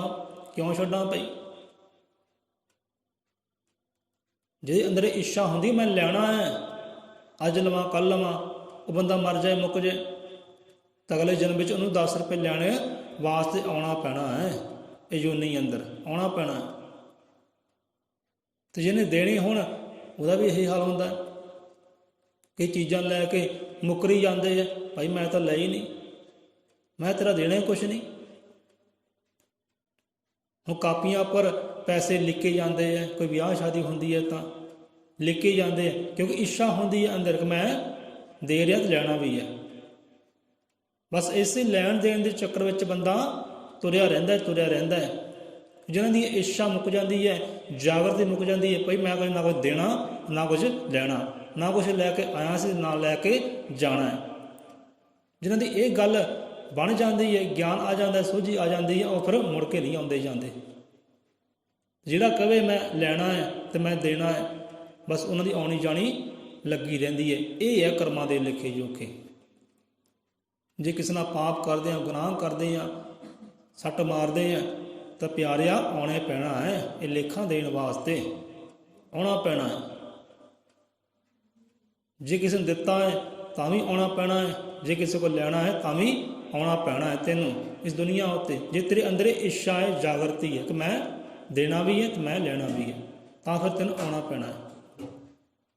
ਇਹ ਹੈ ਕਰਮਾਂ ਦਾ ਫਲ। ਤੇ ਆਤਮਾ ਭੁਗਤ ਰਹੀ ਹੈ, ਲੈਣੀ ਦੇਣ ਦੇ ਚੱਕਰ ਵਿੱਚ ਹੈ। ਇਹ ਉਸ ਦੀ ਰਹਿਮਤ ਦਾ ਕਰਿਸ਼ਮਾ। ਇੱਥੇ ਨਹੀਂ ਉਮਰਾਂ ਦੀ ਗੱਲ, ਕਹਿੰਦੇ ਜਨਮ ਜਨਮ ਦੀ ਭਗਤੀ ਹੈ। ਬੰਦੇ ਜਨਮ ਜਨਮ ਦੀ ਭਗਤੀ ਹੋਵੇ ਤਾਂ ਜੁੜ ਜਾਂਦਾ ਹੈ ਰੱਬ ਦੀ ਮਹਿਮਾ ਦੇ ਨਾਲ, ਸਿਫਤ ਦੇ ਨਾਲ। ਇੱਥੇ ਪਾਤਸ਼ਾਹ ਦੱਸਦੇ ਨੇ ਭਾਈ ਇੱਥੇ ਉਮਰਾਂ ਦੀ ਗੱਲ ਨਹੀਂ ਹੈ। ਬੰਦਾ ਉਮਰਾਂ ਕਰਕੇ ਨਹੀਂ ਜੁੜਦਾ। ਹੁਣ ਦੇਖੋ ਧਰੂਪ ਭਗਤ ਹੋਏ ਆ ਜਾਂ ਪ੍ਰਹਲਾਦ ਭਗਤ ਹੋਏ ਆ, ਇਹੋ ਜਿਹੇ ਅਨੇਕਾਂ ਜੀਵ ਹੋਏ ਨੇ ਜਾਂ ਨਿੱਕੀਆਂ ਨਿੱਕੀਆਂ ਉਮਰਾਂ। ਸਤਿਗੁਰੂ ਗਿਆਨਨਾਥ ਮਹਾਰਾਜ, ਗੁਰੂ ਨਾਨਕ ਦੇਵ ਜੀ, ਗੁਰੂ ਗੋਬਿੰਦ ਸਿੰਘ ਮਹਾਰਾਜ ਜੀ, ਇਹ ਨਿੱਕੀਆਂ ਨਿੱਕੀਆਂ ਉਮਰਾਂ ਵਿੱਚ ਹੀ ਦੇਖੋ ਪਰਮਾਤਮਾ ਦੀ ਮਹਿਮਾ ਦੇ ਨਾਲ ਜੁੜੇ ਹੋਏ ਸੀ ਬਚਪਨ ਤੋਂ ਹੀ। ਸਤਿਗੁਰੂ ਕਬੀਰਦਾਸ ਜੀ, ਰਵਿਦਾਸ ਜੀ, ਬਚਪਨ ਤੋਂ ਉਹਨਾਂ ਨੂੰ ਲੋਭ ਸੀ, ਗਿਆਨ ਸੀ ਅਪਾਰ ਬ੍ਰਹਮ ਪਰਮੇਸ਼ਵਰ ਦਾ। ਕਿਉਂਕਿ ਇਹ ਉਮਰਾਂ ਦੀ ਗੱਲ ਨਹੀਂ ਹੈ, ਇਹ ਜਨਮ ਜਨਮ ਦੀ ਭਗਤੀ ਦੀ ਗੱਲ ਹੈ। ਜਿਨ੍ਹਾਂ ਦਾ ਜਨਮ ਜਨਮ ਦਾ ਤਪ ਹੈ, ਜਨਮ ਜਨਮ ਦੀ ਤਪੱਸਿਆ ਹੈ, ਉਹ ਫਿਰ ਜੁੜੇ ਰਹਿੰਦੇ ਨੇ, ਉਹ ਜੁੜੇ ਰਹਿੰਦੇ ਨੇ, ਉਹ ਕਦੇ ਨਹੀਂ ਟੁੱਟਦੇ। ਹੁਣ ਬੰਦਾ ਕਹਿੰਦਾ ਯਾਰ ਕੱਲ੍ਹ ਦਾ ਪੈਦਾ ਹੋਇਆ, ਕੱਲ੍ਹ ਦਾ ਜਨਮਿਆ, ਸਾਨੂੰ ਅਗਲਾ ਦਿੰਦਾ ਹੈ। ਅਸੀਂ ਬੁੱਢੇ ਠਹਿਰੇ ਹਾਂ, ਚਿੱਟੀਆਂ ਦਾੜੀਆਂ ਵਾਲੇ ਹਾਂ, ਇਹ ਸਾਨੂੰ ਅਗਲਾ ਦਿੰਦਾ ਹੈ। ਅਗਲਾ ਦੇਣੀਆਂ, ਅਗਲਾ ਲੈਣੀਆਂ, ਇੱਥੇ ਕੋਈ ਉਮਰਾਂ ਦੀ ਗੱਲ ਨਹੀਂ ਹੈ। ਇਹ ਤਾਂ ਉਹਦੇ ਕ੍ਰਿਸ਼ਮੇ ਹੈ, ਉਹਦੇ ਚਮਤਕਾਰ ਹੈ, ਜਿਹਨੂੰ ਉਹ ਬਖਸ਼ੇ। ਹੁਣ ਦੇਖੋ ਕ੍ਰਿਸ਼ਮੇ ਦੀ ਗੱਲ ਆਈ ਹੈ, ਰਹਿਮਤ ਦੀ ਗੱਲ ਆਈ ਹੈ, ਕ੍ਰਿਸ਼ਮੇ ਦੀ ਗੱਲ ਆਈ ਹੈ। ਕਿਉਂਕਿ ਆਪਾਂ ਕਹਿੰਦੇ ਹੁੰਦੇ ਹਾਂ ਕਿ ਭਾਈ ਵਿਚਾਰ ਬਹੁਤ ਗਹਿਰੇ ਹੈ, ਇਹ ਛੋਟੇ ਮੋਟੇ ਵਿਚਾਰ ਨਹੀਂ ਹੈ। ਜਿੰਨੀ ਮੱਤ ਹੋਏਗੀ ਉਨੀ ਗਹਿਰਾਈਆਂ ਅੰਦਰ ਬੰਦਾ ਜਾਂਦਾ ਹੈ। ਹੁਣ ਕ੍ਰਿਸ਼ਮਾ ਕੀ ਹੈ? ਹੁਣ ਬੰਦਾ ਕਹਿੰਦਾ ਕੋਈ ਕ੍ਰਿਸ਼ਮਾ ਹੋਵੇ ਇਹੋ ਜਿਹਾ, ਪ੍ਰਮਾਤਮਾ ਕ੍ਰਿਸ਼ਮਾ ਕਰੇ ਤਾਂ ਮੈਂ ਤਾਂ ਉਹਨੂੰ ਮੰਨਾਂ। ਮੇਰੇ ਘਰ ਦੇ ਅੰਦਰ ਗਰੀਬੀ ਬਹੁਤ ਹੈ, ਪ੍ਰਮਾਤਮਾ ਕ੍ਰਿਸ਼ਮਾ ਕਰੇ, ਮੇਰੀ ਛੱਤ ਪਾਟੇ, ਹੋਵੇ ਮਾਇਆ ਦੀ ਬਰਖਾ, ਹੋਵੇ ਧਨ ਦੌਲਤ ਦੀ ਬਰਖਾ, ਇਹ ਕਹਿੰਦੇ ਕ੍ਰਿਸ਼ਮਾ ਹੈ। ਤਾਂ ਇਹ ਚਲੋ ਹੈ ਤਾਂ ਕ੍ਰਿਸ਼ਮਾ ਹੀ ਹੈ, ਪਰ ਸੰਤਾਂ ਗੁਰੂਆਂ ਨੇ ਇਹ ਕ੍ਰਿਸ਼ਮੇ ਨੂੰ ਕ੍ਰਿਸ਼ਮਾ ਨਹੀਂ ਮੰਨਿਆ। ਬੰਦਾ ਇਹੋ ਜਿਹੇ ਕ੍ਰਿਸ਼ਮੇ ਭਾਲਦਾ ਹੈ ਕਿ ਰੱਬ ਇਹੋ ਜਿਹਾ ਕ੍ਰਿਸ਼ਮਾ ਕਰੇ, ਇਹੋ ਜਿਹਾ ਚਮਤਕਾਰ ਕਰੇ, ਗਰੀਬ ਤੋਂ ਅਮੀਰ ਹੋ ਜਾਏ, ਪਰ ਇਹੋ ਜਿਹੇ ਕ੍ਰਿਸ਼ਮੇ ਉਹ ਨਹੀਂ ਕਰਦਾ। ਅਸਲ 'ਚ ਕ੍ਰਿਸ਼ਮਾ ਕਿਹੜਾ ਹੈ? ਜਿਹੜਾ ਕ੍ਰਿਸ਼ਮਾ ਗੁਰੂਆਂ ਨੇ ਕੀਤਾ ਉਹ ਕ੍ਰਿਸ਼ਮਾ ਹੈ। ਜਿਹੜਾ ਕ੍ਰਿਸ਼ਮਾ ਹਜ਼ਰਤ ਈਸਾ ਮਸੀਹ ਨੇ ਕੀਤਾ ਹੈ ਉਹ ਕ੍ਰਿਸ਼ਮਾ ਹੈ, ਉਹਨੂੰ ਕਹਿੰਦੇ ਅਸਲ ਕ੍ਰਿਸ਼ਮਾ। ਜਿਹੜਾ ਕ੍ਰਿਸ਼ਮਾ ਭਗਤ ਪ੍ਰਹਲਾਦ ਨੇ ਕੀਤਾ ਹੈ ਨੰਨੀ ਜੀ ਉਮਰ ਵਿੱਚ, ਉਹ ਕ੍ਰਿਸ਼ਮਾ ਹੈ।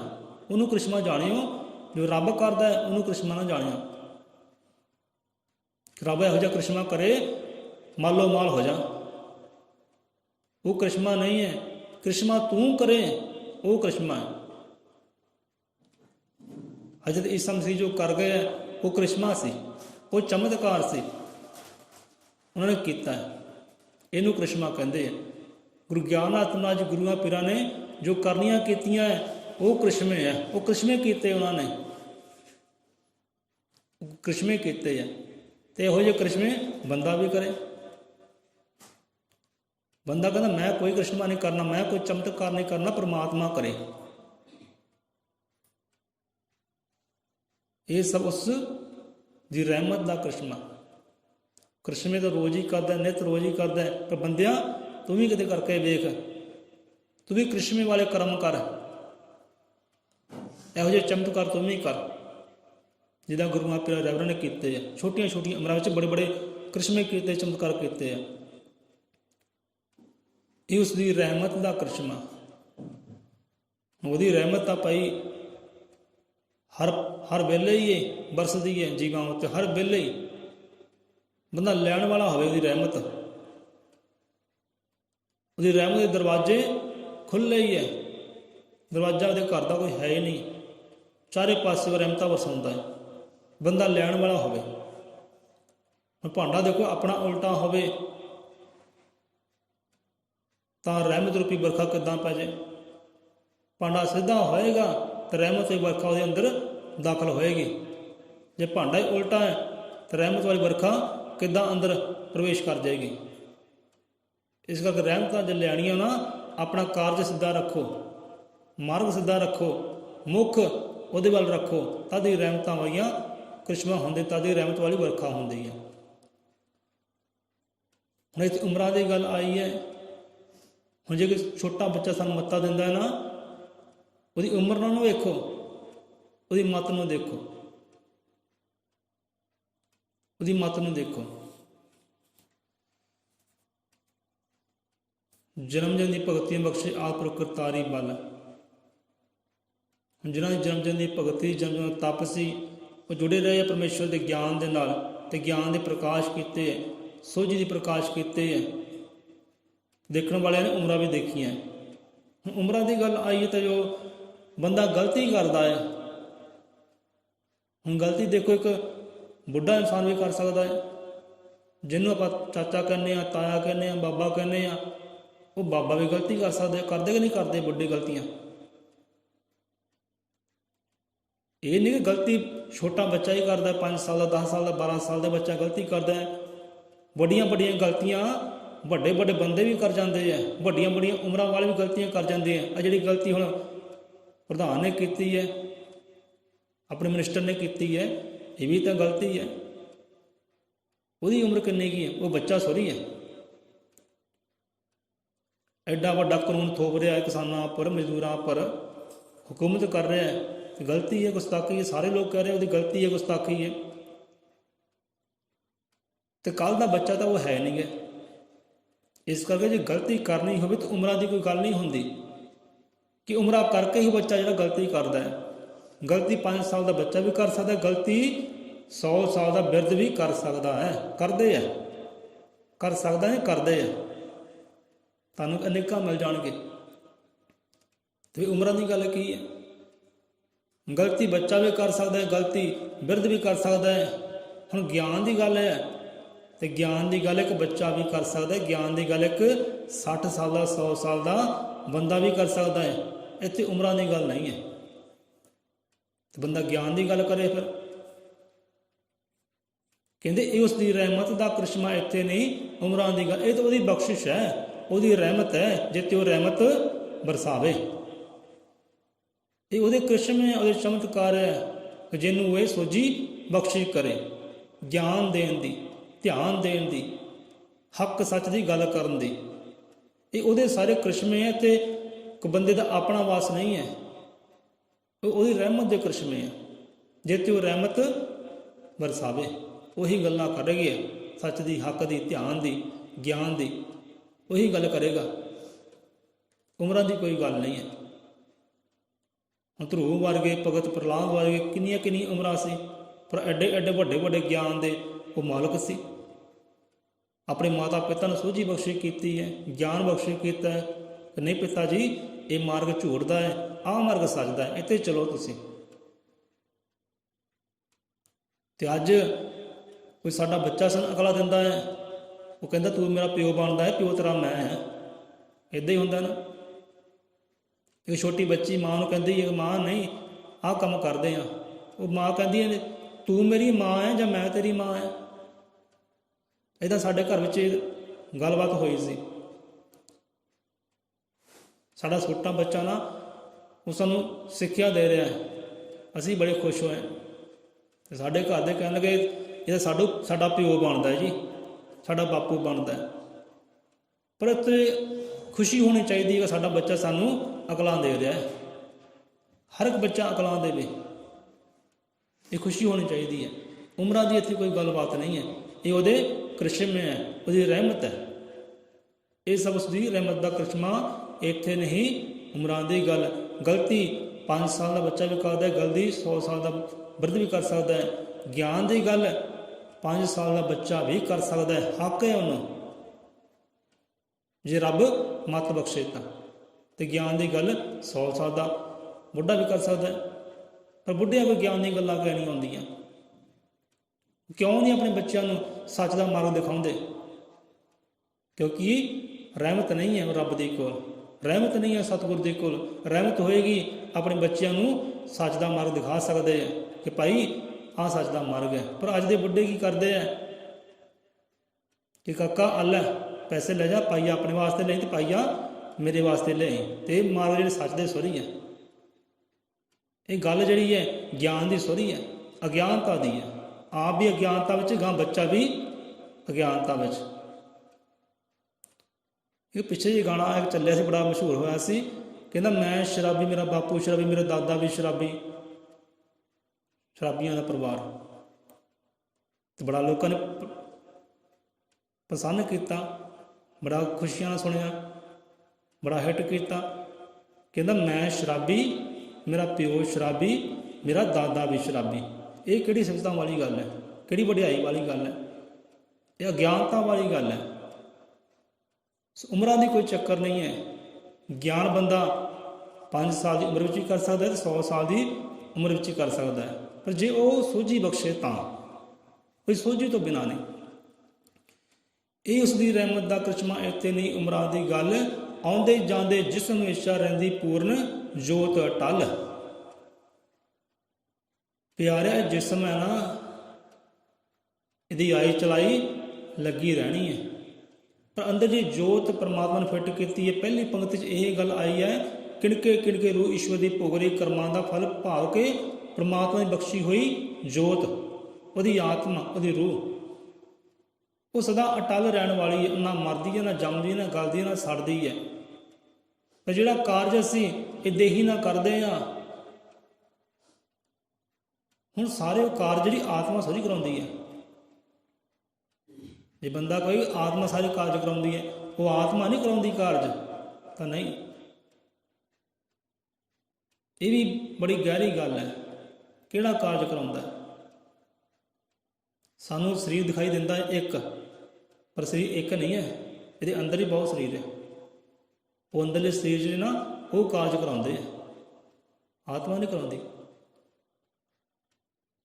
ਆਤਮਾ ਸਿਰਫ ਦਾਗੀ ਹੁੰਦੀ ਹੈ ਉਹਨਾਂ ਕਾਰਜਾਂ ਕਰਕੇ, ਕਰਮਾਂ ਕਰਕੇ। ਉਹ ਦਾਗ ਧੋਣ ਵਾਸਤੇ ਮੁੜ ਮੁੜ ਫਿਰ ਆਉਣਾ ਪੈਂਦਾ, ਜਾਮੇ ਬਦਲਣੇ ਪੈਂਦੇ ਆ। ਬੜੀ ਗਹਿਰੀ ਗੱਲ ਹੈ। ਆਉਂਦੇ ਜਾਂਦੇ ਜਿਸਮ ਹਮੇਸ਼ਾ ਪੂਰਨ ਰਹਿੰਦੀ ਜੋਤ ਅਟਲ। ਸੋ ਪਿਆਰੇ ਕਰਮ ਇਹੋ ਜਿਹੇ ਕਰ ਕਿ ਤੇਰੀ ਆਉਣੀ ਜਾਣੀ ਮੁੱਕ ਜਾਏ। ਨਹੀਂ ਤਾਂ ਆਉਣੀ ਜਾਣੀ ਮੁੱਕਣ ਵਾਲੀ ਨਹੀਂ ਹੈ। ਤੇਰੀ ਰੂਹ ਨੂੰ ਸੰਤਾਪ ਭੁਗਣੇ ਪੈਣਗੇ, ਦੁੱਖ ਭੁਗਣੇ ਪੈਣਗੇ, ਆਉਣ ਚਲਾਈ ਵਿੱਚ ਲੱਗਾ ਰਹੇਗਾ। ਕਿਉਂਕਿ ਨਾ ਉਹ ਮਰਦੀਆਂ ਨਾ ਜੰਮਦੀਆਂ, ਸੜਦੀ ਗਲਦੀ ਹੈ। ਕਰਮ ਚੰਗੇ ਹੋਣਗੇ ਤੋ ਆਤਮਾ ਵਿੱਚ ਫਿਰ ਸਮਾ ਜਾਏਗੀ। ਇੱਕ ਰੂਪ ਇੱਕ ਆਕਾਰ ਹੋ ਸਕਦੀ ਹੈ ਕਰਮਾਂ ਕਰਕੇ। ਸੋ ਆਪਣੇ ਕਰਮ ਚੰਗੇ ਕਰ, ਸੋਚ ਚੰਗੀ ਕਰ, ਵਿਚਾਰ ਚੰਗੇ ਕਰ। ਤੇ ਹੀ ਪਹਿਲੀ ਪੰਕਤੀ ਇਹੀ ਗੱਲ ਆਉਂਦੀ ਹੈ, ਕਿਣਕੇ ਕਿਣਕੇ ਰੂਹ ਈਸ਼ਵਰ ਦੀ ਭੋਗ ਰਹੀ ਕਰਮਾਂ ਦਾ ਫਲ। ਆਤਮਾ ਦੀ ਪਰਮਾਤਮਾ ਦਾ ਰੂਪ ਕਿਹੜੀ ਹੈ? ਪਰਮਾਤਮਾ ਦੀ ਆਤਮਾ ਕਿਹੜੀ ਹੈ? ਉਹ ਜਿਹੜੀ ਸਾਡੇ ਅੰਦਰ ਹੈ। ਅਸੀਂ ਸਾਖਸ਼ਾਤ ਪਰਮੇਸ਼ਵਰ ਦੀ ਆਤਮਾ ਆ। ਤੇ ਹਰ ਇੱਕ ਦੇ ਅੰਦਰ ਆਤਮਾ, ਜਿਹਦੇ ਅੰਦਰ ਆਤਮਾ ਹੈ ਉਹ ਪਰਮਾਤਮਾ ਦਾ ਅੰਸ਼ ਹੀ ਹੈ, ਪਰਮਾਤਮਾ ਦਾ ਰੂਪ ਹੀ ਹੈ, ਪਰਮਾਤਮਾ ਦਾ ਨੂਰ ਹੀ ਹੈ। ਬਸ ਆਪਣੇ ਆਪਣੇ ਕਰਮ ਭੁਗਤ ਰਹੇ ਸਾਰੇ, ਕਰਮਾਂ ਦੇ ਲਿਖੇ ਜੋਖੇ। ਕੋਈ ਇੱਥੇ ਆ ਕੇ ਗਿਆਨ ਦੀ ਗੱਲ ਕਰ ਜਾਂਦਾ ਹੈ ਕਰਮਾਂ ਕਰਕੇ, ਕੋਈ ਧਿਆਨ ਦੀ ਗੱਲ ਕਰ ਜਾਂਦਾ ਹੈ ਕਰਮਾਂ ਕਰਕੇ, ਕੋਈ ਅਗਿਆਨਤਾ ਦੀ ਗੱਲ ਕਰ ਜਾਂਦਾ ਹੈ, ਤੇ ਕੋਈ ਝੂਠ ਦੇ ਪਸਾਰੇ ਕਰ ਜਾਂਦਾ ਹੈ, ਭਟਕਾ ਜਾਂਦਾ ਹੈ। ਆਪ ਵੀ ਭਟਕਣਾ, ਦੂਜੇ ਨੂੰ ਵੀ ਭਟਕਾਉਣਾ ਹੈ। ਇਹ ਆਪਣੇ ਆਪਣੇ ਕਰਮਾਂ ਕਰਕੇ ਹੈ। ਇਹ ਉਸ ਦੀ ਰਹਿਮਤ ਦਾ ਕਰਿਸ਼ਮਾ। ਇੱਥੇ ਨਹੀਂ ਉਮਰਾਂ ਦੀ ਗੱਲ, ਆਉਂਦੇ ਜਾਂਦੇ ਜਿਸਮ ਹਮੇਸ਼ਾ ਪੂਰਨ ਰਹਿੰਦੀ ਜੋਤ ਅਟਲ। ਤੇ ਜੋਤ ਸਦਾ ਅਟਲ ਰਹਿਣ ਵਾਲੀ ਹੈ। ਉਹਨਾਂ ਚਿਰ ਅਟਲ ਰਹੇਗੀ, ਉਹਨਾਂ ਚਿਰ ਚੱਕਰਾਂ ਵਿੱਚ ਪਈ ਰਹੇਗੀ ਜਿੰਨਾ ਚਿਰ ਚੰਗੇ ਕਰਮ ਨਹੀਂ ਹੁੰਦੇ, ਚੰਗੇ ਵਿਚਾਰ ਨਹੀਂ ਹੁੰਦੇ। ਚੰਗੀ ਸੋਚ ਨਹੀਂ ਹੁੰਦੀ। ਉਹਨਾਂ ਚੱਕਰਾਂ ਵਿੱਚ ਪਈ ਰਹਿਣੀ ਹੈ। ਕਰਮਾਂ ਦੇ ਫਲ ਨੇ ਭੁਗਤਦੇ ਰਹਿਣਾ ਹੈ। ਅੱਜ ਚਲਾਈ ਵਿੱਚ ਲੱਗੇ ਰਹਿਣਾ ਹੈ। ਚਾਹੁੰਦਾ ਹੈ ਆਈ ਚਲਾਈ ਬੰਦ ਹੋ ਜਾਏ ਤਾਂ ਜਾਮਾ ਦਿੱਤਾ ਹੈ ਪ੍ਰਮਾਤਮਾ ਨੇ, ਦੇਹੀ ਦਿੱਤੀ ਪ੍ਰਮਾਤਮਾ ਨੇ, ਸਿਮਰ ਲੈ।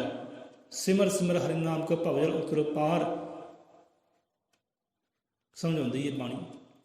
ਸਿਮਰ ਸਿਮਰ ਹਰਿ ਨਾਮ ਕੋ ਭਵਜਲ ਉਤਰੋ ਪਾਰ। ਕਿ ਦੁਨੀਆ ਦੇ ਭਵ ਸਾਗਰ ਤੋਂ ਪਾਰ ਉਤਾਰਾ ਕਰ ਲੈ। ਜਨਮ ਮਰਨ ਤੋਂ ਮੁਕਤ ਹੋ ਜਾਏ। ਸਦਾ ਵਾਸਤੇ ਸਮਾ ਜਾ ਉਸ ਪਰਮਾਤਮਾ ਅੰਦਰ, ਕਿਉਂਕਿ ਤੂੰ ਉਹਦਾ ਹੀ ਅੰਸ਼ ਹੈ, ਉਹਦਾ ਹੀ ਰੂਪ ਹੈ। ਪਰ ਸਿਮਰਨਾ ਤਪ ਬੰਦਗੀ ਹੈ, ਚੰਗੇ ਕਰਮ ਹੈ। ਸੋ ਇੱਥੇ ਆਪਾਂ ਵਿਸ਼ਰਾਮ ਲੈਂਦੇ ਹਾਂ। ਸੋ ਬੜੇ ਬੜੇ ਅਰਥ, ਬੜੀਆਂ ਬੜੀਆਂ ਗਹਿਰਾਈਆਂ ਛੁਪੀਆਂ ਹੋਈਆਂ ਸ਼ਬਦਾਂ ਦੇ ਅੰਦਰ। ਮਹਾਰਾਜ ਸਭਨਾਂ ਨੂੰ ਮੱਤ ਸਮੱਤ ਬਖਸ਼ਿਸ਼ ਕਰੇ। ਹਰ ਕੋਈ ਜੀਵ ਇੱਥੇ ਆ ਕੇ ਪਹੁੰਚੇ, ਜੁੜੇ ਗੁਰੂ ਦੀ ਬਾਣੀ ਦੇ ਨਾਲ, ਜੁੜੇ ਬਾਣੀ ਵਿਚਾਰ ਦੇ ਨਾਲ, ਮੱਤ ਲਵੇ, ਸਮੱਤ ਲਵੇ।